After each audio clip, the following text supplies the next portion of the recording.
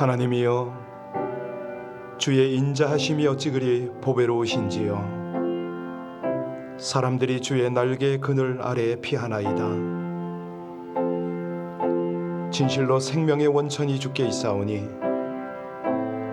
주의 빛 안에서 우리가 빛을 보며 우리 하나님의 인자와 성실을 따라 날마다 살아가기를 간절히 원합니다.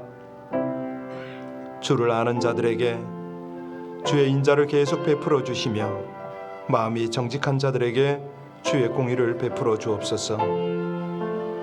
이제 지나간 한 해 잘 정돈하게 하여 주옵시고 새해 가운데 우리 하나님의 이끄심을 따라 주님과 함께 동행하는 새날을 준비하는 이 송구영신이 되도록 우리의 모든 생각, 우리의 기도를 주장하여 주시옵소서. 예수님 이름으로 기도하옵나이다. 아멘. 교회와 성도님들을 돌아보면 너무너무 감사한 것밖에 없습니다. 목사는 늘 부족하고 올해도 우리 교회 사명을 정하고 그 길을 쫓아가기를 원했는데 충성되지 못했죠. 그래서 예측치 못했던 그런 일들로 인해서 무엇보다 저의 부족함으로 인하여 이 교회가 온전히 성장과 성숙을 이루지 못했던 이런 부분이 조금 안타깝습니다. 그래도 하나님께서는 이 모든 일을 통해서 당신의 역사를 이루고 계십니다. 우리 모든 성도님들 한 분도 확진자 없고 여러 가지 질병도 있고 경제적 또 환경적 어려움도 있었지만 끝까지 잘 달려오신 이게 모든 것이 하나님의 은혜입니다. 우리 함께 올해 한 해가 은혜 가운데 잘 마무리되고 우리 연약한 분들도 새 힘을 얻으며 우리 새일, 새해 우리 아버지 하나님의 새 역사에 동참하는 2021년을 맞이할 수 있도록 우리 합심으로 오늘 송구영신 예배를 위해서 다 같이 간절히 기도합니다. 하나님, 참으로 부족함에도 불구하고 우리 하나님의 은혜로 한 해를 인도해 주셨습니다. 우리 하나님께서 주신 그 모든 날들 가운데 서투르고 부족한 걸음이었지만 하나님은 가장 좋은 길로, 가장 은혜로운 길로 이 어려움 중에도 우리가 성장하고 성숙해 나갈 수 있는 그 길로 주님 신실하게 인도하셨습니다. 온 교회 모든 성도님들을 인도하신 아버지 하나님, 아버지 하나님께서는 영광을 받으시고 이 마지막 날에 하늘의 백성들이 결산을 잘하고 또 소망 중에 새해를 맞이할 수 있도록 하나님 은혜 주시기를 간절히 원합니다. 우리 주님의 거룩한 뜻을 더욱 깊이 알아가며 하나님과 깊은 사랑의 동행을 할 수 있도록 온 교회 모든 성도님들의 마음을 주장하여 주시고 이 한 해의 새 밑에 마음을 정돈하고 또 한 해를 정산하며 우리 새 일을 베푸시는 하나님 앞에 감사로 찬양으로 나가는 하나님의 백성들 다 될 수 있도록 오늘 송구영신 예배를 인도하여 주옵소서. 각자의 삶에서 한 해를 잘 정산하고 소망의 새해를 맞이할 수 있도록 우리 주님 더욱 깊이 알아가는 하나님의 은혜를 허락하여 주시옵소서. 신실하신 하나님, 그 은혜를 감사하며 예수님 이름으로 기도하옵나이다. 아멘. 오늘은 베드로후서 3장 10절로 마지막 18절까지입니다. 베드로후서 3장 10절로 18절, 오늘 베드로후서를 마치겠습니다. 같이 봉독합니다.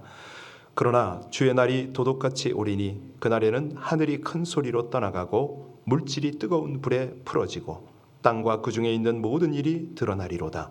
이 모든 것이 이렇게 풀어지리니 너희가 어떠한 사람이 되어야 마땅하냐? 거룩한 행실과 경건함으로 하나님의 날이 임하기를 바라보고 간절히 사모하라. 그날에 하늘이 불에 타서 풀어지고 물질이 뜨거운 불에 녹아지려니와 우리는 그의 약속대로 의가 있는 곳인 새 하늘과 새 땅을 바라보는도다.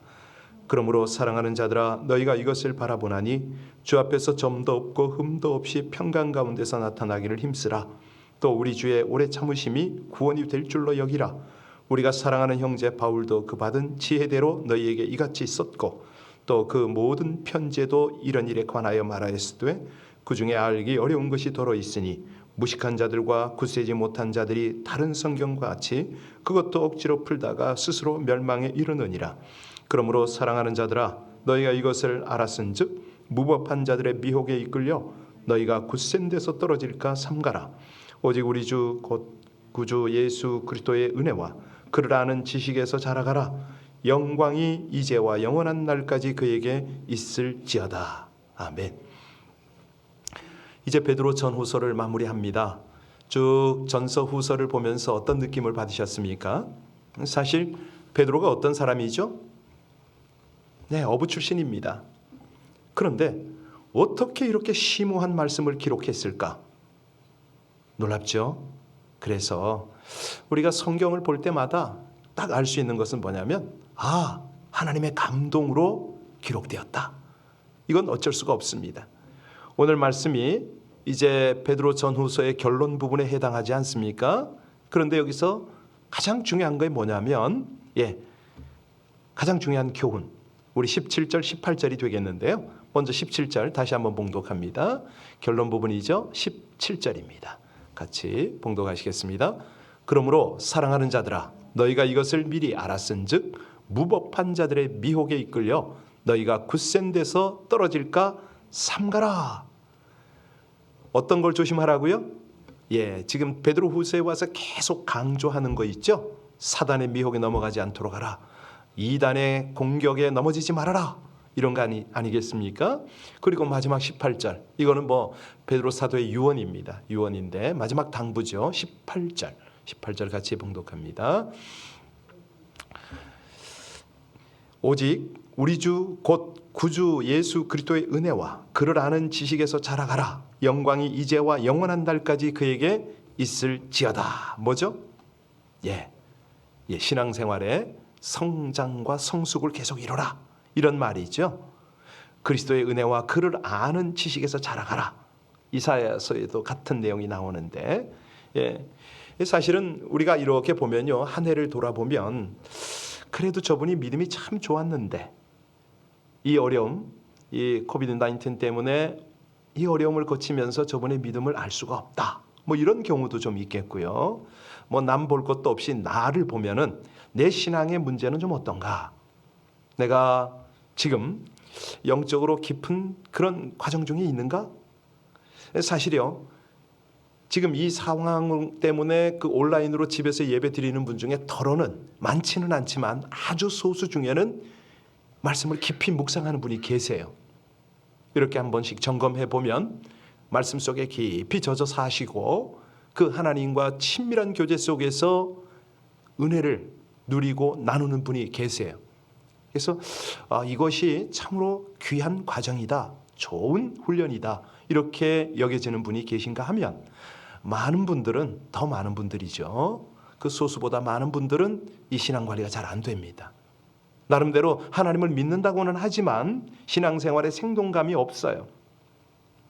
말씀에 근거한 신앙생활을 해야 되는데 균형이 이루어지질 않아요. 그러니까 혼자 있다 보니까 이게 기도는 한다고 하는데 깊이도 없고, 말씀을 대하긴 해야 되는데 이게 잘 안 되고, 그래서 신앙생활에 있어서는 아주 이 균형이 굉장히 중요한데요.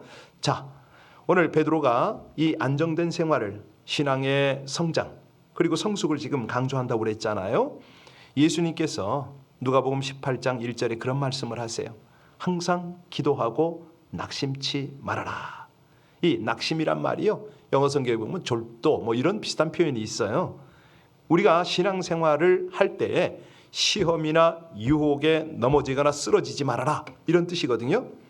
그래서 예수님이 딱 경고를 하세요. 기도하고 낙심치 말라. 낙심이 찾아오는 것은 이건 아니라는 거죠. 그래서 낙심을 물리치기 위한 방법이 기도인데, 갈라디아서 6장 9절에 뭐라고 그러냐면 우리가 선을 행하되 낙심하지 말지니 포기하지 아니하면 때가 되어 거두리라, 이런 말씀을 하세요. 그러니까 우리가 신앙생활하면서 필연적으로 만나게 되는 두 가지가 있는데요, 하나는 뭐냐면 낙심이고 또 하나는 곤비함입니다. 이 두 가지를 잘 물리칠 때, 이때 건강한 신앙생활을 할 수가 있거든요. 그래서 히브리서 기자도 그런 말을 하죠. 확신한 것을 끝까지 견고히 잡고 있으면 그리스도와 함께 참여한 자가 되리라. 그러니까 우리 마음이 뒤로 물러서질 않아야 되는데, 신앙이 앞으로 전진하지 못하고 뒤로 후퇴하거나 물러선다면 우리 하나님을 절대 기쁘게 할 수가 없습니다. 많은 분들이 그래요. 에이, 저는 현상 유지하는데요. 예, 신앙생활에 어떤 중도는 없습니다. 어떤 중간지대가 없어요. 신앙생활은 딱 하나입니다. 전진 아니면 후퇴입니다. 그냥 둘 중에 하나예요. 그래서 우리가 이 견고한 신앙, 이 안정적인 신앙 굉장히 중요한데요. 요한계시록이 그래서 이기는 자 이렇게도 해석하는 분들이 참 많잖아요. 신앙생활은 승리해야 된다는 거죠. 자, 그래서 오늘 이 베드로후서를 마무리할 때 이 교회 성도들이, 소아시아 교회 성도들이 왜 신앙이 흔들렸는가? 우리가 세 가지를 쫙 봐왔습니다. 첫 번째는 예수님의 재림이 너무 지연된 거예요. 오신다 하는데 계속 안 오시니까. 그런 상황에서 교회 안에서는 거짓 교사들, 이단들이 계속 미혹을 하네요. 그런데 세 번째 이유가 뭡니까? 그들 마음속에 여전히 죄의 성품이 강하게 남아 있어요. 낙심하고 피곤하고 막 그런 거예요. 그러니까 여기서 성장을 해야 되는데, 성숙을 해야 되는데 이게 안 되는 거예요. 자, 성도인 우리가 세상 살면서 신앙을 확실하게 해야 되잖아요. 담대한 믿음을 가지고 살아야 돼요.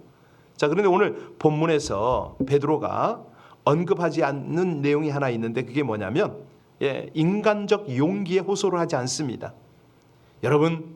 여러분들이 당하는 이 시험을 이겨야 합니다. 용기 내십시오. 이렇게 말하지 않는다는 거예요. 여러분, 왜 베드로가 이렇게 성경을 썼는지 아세요?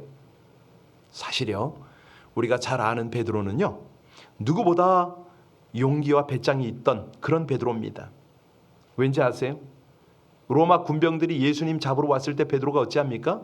그렇잖아요. 예, 대제사장의 종 말고의 귀를 칼로 쳐서 땅에 떨어뜨린 사람이 바로 베드로입니다. 한번 생각해 보세요. 아무리 예수님이 옆에 계시지만 용기가 없는데 어떻게 그걸 합니까? 아무나 하는 거 아니죠.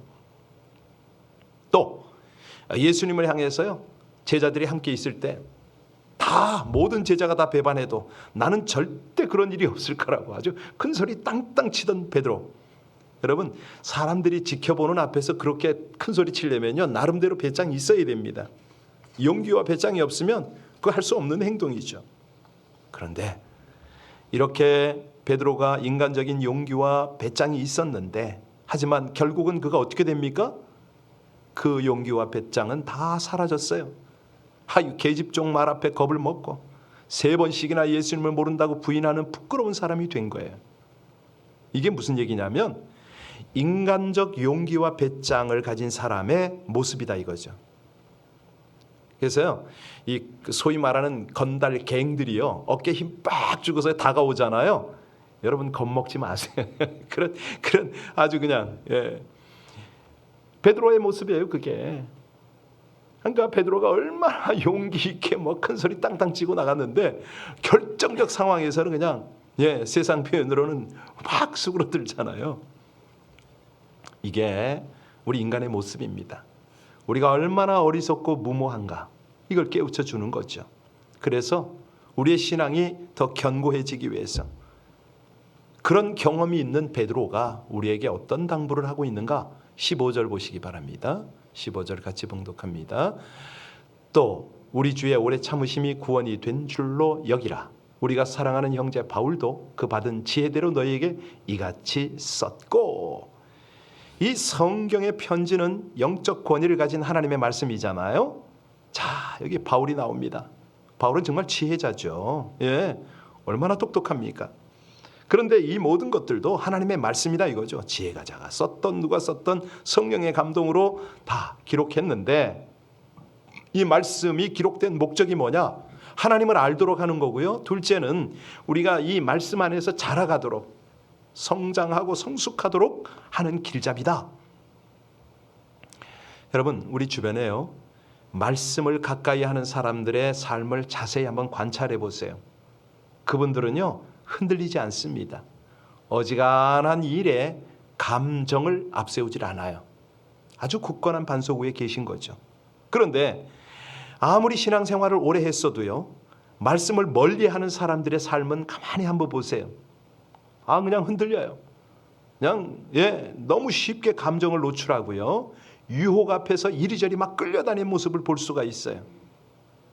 그래서 우리가요, 이 말씀을 가까이 할 필요가 있는 거죠.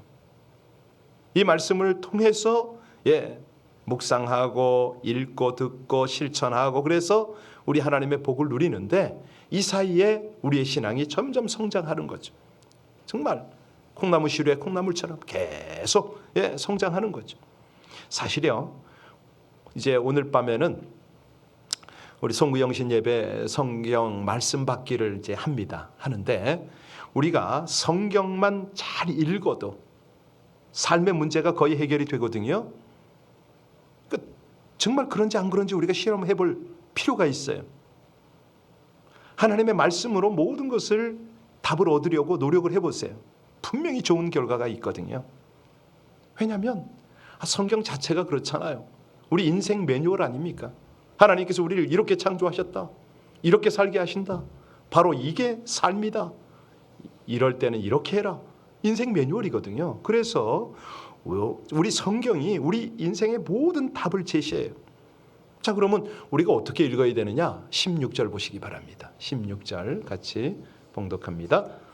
또 그 모든 편지에도 이런 일에 관하여 말하였으되 그 중에 알기 어려운 것이 더러 있으니 무식한 자들과 굳세지 못한 자들이 다른 성경과 같이 그것도 억지로 풀다가 스스로 멸망에 이르느니라. 잘못된 성경 해석에 대해서 아주 무서운 경고입니다. 우리가요, 성경을 함부로 대하거나 적당하게 건성으로 읽으면 절대 안 됩니다. 그래서 우리가 이제 이 설교도 그렇고요, 이 설교자가 굉장히 참 어떤 때는 엄청난 부담을 안는데, 바르게 해석을 해야 되니까, 바르게 전해야 되니까, 그래서 방법이 없으니까 강해 설교 쪽으로 가거든요. 어떤 설교자는 그냥 딱 한 절을 뽑아서 주제만 정해서 이렇게 하는데, 물론 은혜가 될 때가 있어요. 그러나 그 참 조심스러운 거거든요. 내가 좋아하는 부분만 읽는 것이 아니라 전체를 다 읽어야 되고요, 내 생각을 말씀에 포함시키면 안 되고요. 그렇게 하면 하나님의 은혜가 절대 임하질 않아요. 오히려 말씀에 비추어서 나의 잘못된 생각을 자꾸 고쳐나가려고 해야죠. 제가요, 중국에서 초기 선교사 생활할 때 정말 엄청난 실수를 많이 했습니다. 이제 이 단기팀들이 오고, 이제 소위 이렇게 신학교 가르치는 교수님이 오고 그럴 때, 제가 초기 선교사 초기 때죠, 큐티를 하는데, 큐티를 하면은 나에게 적용을 해야 되잖아요. 거기서 또 설교를 하고 있네 내가. 이 말씀은 우리가 어떻게 근데 그분들이 그걸 다 들어주고 계셨어요. 다 들어주고 계셨어요. 아니 성경도 제대로 모르는 사람이 선교사랍시고 자기들에게 막 설교를 하고 있는데 그걸 다 들어주고. 세월 지나고 나니까 얼마나 부끄러워야죠. 하나님 앞에 죄송스럽고. 그래서 이 성경을 읽을 때는 항상 겸손한 마음으로 읽을 필요가 있습니다. 성경은 하나님의 감동으로 기록되었기 때문에 기도하는 마음으로 읽어야 되거든요. 그럴 때 하나님의 은혜가 우리 가운데 임합니다. 신앙생활함에 있어서 가장 중요한 것이 견고한 신앙이잖아요. 이 견고한 신앙을 가지면 어지간한 시험이 와도 흔들리질 않습니다. 자, 두 번째로 이제 베드로가 이제 신앙이 자라가는, 성장하고 성숙하는 은혜를 좀 누려라. 그게 이제 오늘 마지막 절이라고 그랬죠. 18절 다시 보겠습니다. 18절입니다. 오직 우리 주 곧 구주 예수 그리스도의 은혜와 그를 아는 지식에서 자라가라. 영광이 이제와 영원한 날까지 그에게 있을지어다. 정말 순종해야 할 명령입니다. 영적인 성장을 추구하려는 거예요. 왜냐하면요, 우리가 이 신앙이 자라지 않으면 꼭 시험에 빠집니다. 자, 그러면 도대체 어떻게 해야 이 신앙이 성장하고 성숙해 가는가? 그 요소가 있는데요, 15절을 보셔야 돼요. 우리 신앙이 성장하려면 꼭 필요한 인내입니다. 인내. 15절 같이 읽습니다. 또 우리 주의 오래 참으심이 구원이 될 줄로 여기라. 우리가 사랑하는 형제 바울도 그 받은 지혜대로 너희에게 이같이 썼다. 여러분, 초대교회는 어떤 박해를 받았다고 그랬죠? 붙잡히기만 하면 형장으로 끌려가잖아요. 짐승의 탈을 뒤집어 쓰고 맹수 앞에 그 경기장에 끌려나가기도 하고 물려 죽는 거죠. 화형당하기도 하고, 그래서 카다곰이라는 지하 동굴에서 숨어서 신앙생활을 했다고 그랬죠. 그 기간이 얼마입니까? 250년이에요. 그런데 그 속에서 신앙이 결코 퇴보하거나 성숙이 멈추질 않았다는 거죠. 오히려 로마가 복음화가 됐어요. 세상을 복음으로 변화시키는 놀라운 성장을 이루었다고요. 지금 이 코로나19 중에도 그런 역사가 하나님께서 펼치시고 계심을 믿으시기 바랍니다. 있어요. 반드시 있어요. 저는 그걸 믿어요. 중국도 북한도 반드시 그 어려운 고통 중에, 고난 중에 그 지하에 하나님의 사람들, 정금 같은 하나님의 사람들이 있죠. 그들을 통해서 하나님이 일하시죠. 그래서 중요한 거는 이런 상황에서 하나님께 그 하나님의 눈이 어디 있겠어요? 좌로나 우로나 치우치지 않고 하나님만 바라보고 성숙해 나가는 그런 사람들 아닙니까? 17절 봅니다. 17절 같이 읽겠습니다. 17절 말씀입니다.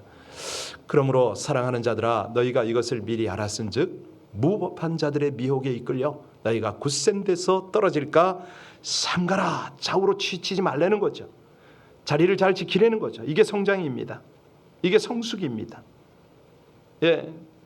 우리가요, 자기의 신앙을 제대로 가꾸고 점점, 그래서 세상 사람들도 그런 표현하잖아요. 늙는다는 것은 나이가 들어가는 것이 아니라 익어간다, 이런 표현을 하잖아요. 익어간다. 세상 사람도 성숙해 가는데 우리 믿음의 사람들은 하물며 우리가요, 우리 신앙 성장 끊임없이 일어나야 되죠. 왜? 예수님 오시는 날 거룩한 신부로 주님 앞에 서야 되니까. 우리 주님이 그렇게 당부를 하세요. 너희는 계속 자라가라, 권면을 하세요. 성장은 우리에게 필수예요. 성장해도 되고 안 해도 되는 게 아니라 그리스도인이라고 한다면 반드시 성장을 해야 돼요.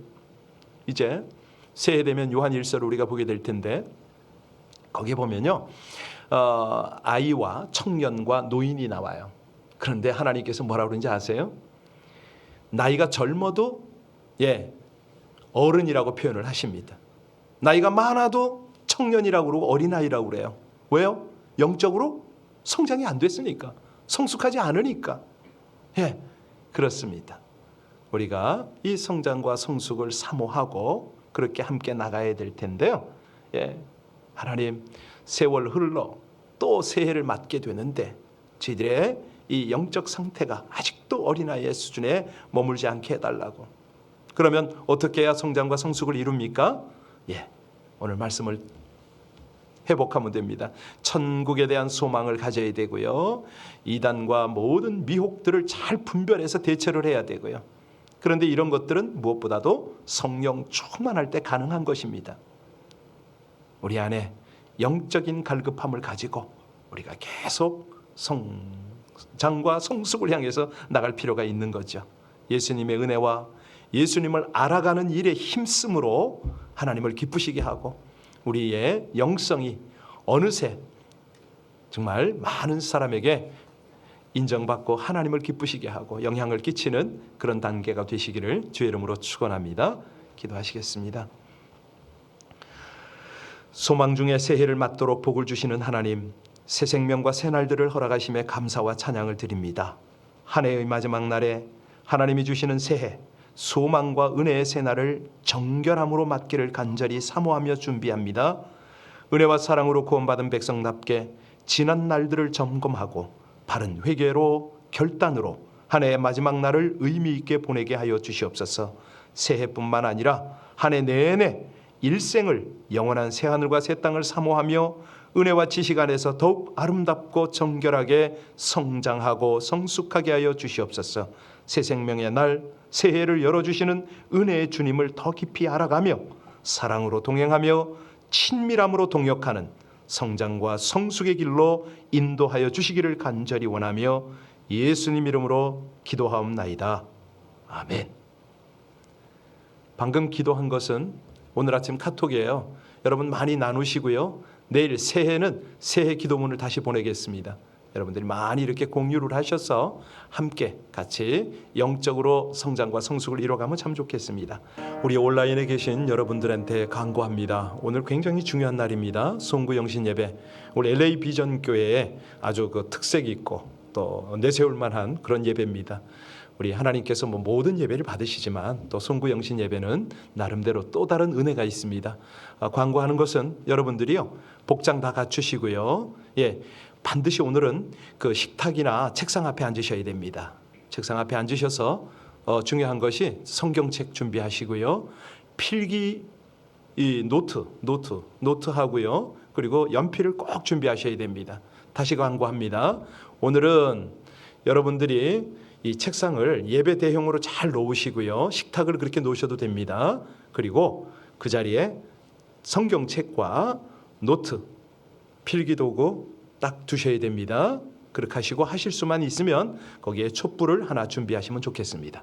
그렇게 해서 오늘 밤 10시 30분에 시작을 합니다. 그래서 여러분들이 모든 복장 갖추시고요, 그냥 잠옷이나 추리닝 입지 마세요.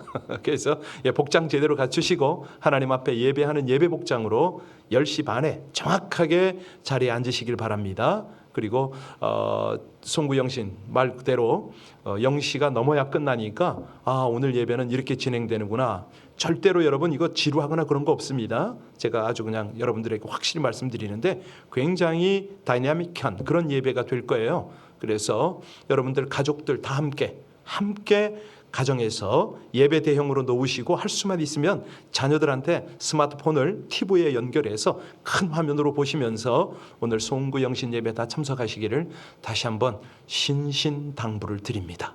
우리 함께 기도할 때, 하나님, 우리 안에 성장과 성숙을 위한 갈증이 있습니다.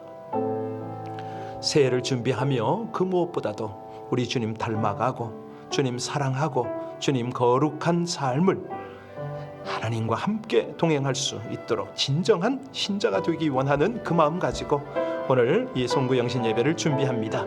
우리 합심으로 함께 우리 모든 분들, 특별히 한 해 동안 기도해 드리지 못한 분들 계시잖아요. 아파? 내가 기도해 줄게. 나 기도합니다. 말로만 한 거, 그런 것들 떠올려서 오늘 아침에 하나님 앞에 부끄럽지 않도록 우리 함께 중보하며 다 같이 간절히 기도 올리겠습니다. 할렐루야. 하나님 감사합니다. 주님을 찬양합니다. 영원하신 아버지 하나님, 하나님의 은혜와 하나님의 인도가 한 해 동안 함께 하셨습니다. 보이지 않는 우리 아버지 하나님의 동행하심이, 우리 하나님의 그 인자와 진실하심이 넘쳐 흘렀음을 고백합니다. 하나님, 이제 송구영신 예배를 준비하며 주님 앞에 간절함으로 기도하며 고백합니다. 사랑하는 주의 백성들, 오늘 주님 앞에 더욱 깊은 기도로 주님과 함께 동행할 수 있게 하여 주시기를 간절히 원합니다. 은혜와 은혜를 더하여 주시옵소서. 하나님이 기뻐하시는 귀한 당신의 백성들의 온전한 기도가 될 수 있도록 이 기도의 자리를 하나님 인도하여 주시기를 간절히 원합니다. 성령으로 주장하여 주옵소서. 우리의 영을 이끌어 주시옵소서.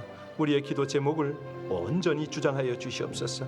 마땅히 하나님 앞에 간구해야 될 기도 제목 가지고 중심을 다하여 기도할 수 있도록 이 새벽을 주장하여 주시기를 간절히 원합니다. 하나님의 백성들입니다. 주의 사람들입니다. 아버지 하나님, 우리에게서 도우시는 하나님의 귀한 백성들의 길을 가게 하여 주옵소서. 할렐루야. 감사 찬양합니다.